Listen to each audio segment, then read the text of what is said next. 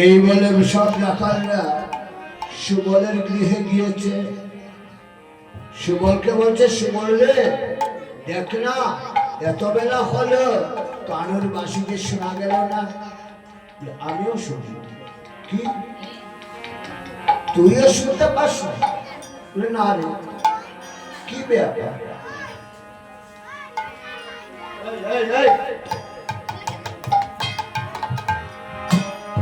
তবে কি কানু বুঝতে যাবে না? আমার মনে হয় কানু বুঝতে যাবে। কেন রে সুমন যাবে না কেন? শোন সিদা, আমার যতটুকু বিশ্বাস কানু আমাদের উপর অভিমান করেছে। অভিমান করেছে কেন রে? আমরা কি করেছি? শোন সিদা,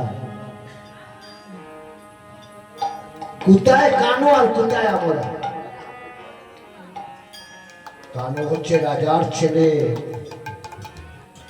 ভবিষ্যতে সেই হবে আমাদের রাজা। আর আমরা তার প্রজা। প্রজার কাছ থেকে রাজার যে মর্যাদাটুকু প্রাপ্য, সেটাকে কোনোদিন আমরা দিতে পেরেছি? কোনোদিন দিইনি।